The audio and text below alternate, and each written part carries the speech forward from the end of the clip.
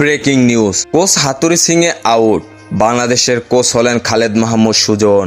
চন্ডিকা হাতুড়ি সিংয়ের স্বৈরাচারী এবং অন্য কোচদের স্বাচ্ছন্দ্যে কাজ করতে দেন না।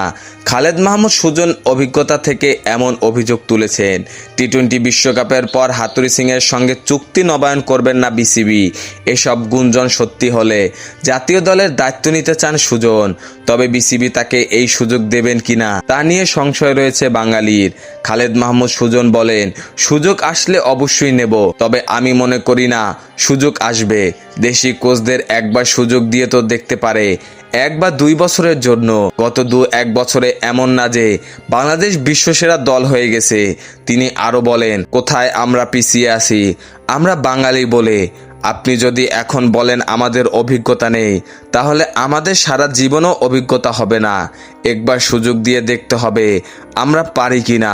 হাতুড়ি সিংয়ে একটু বদরাগী, এটাই তার মূল কারণ।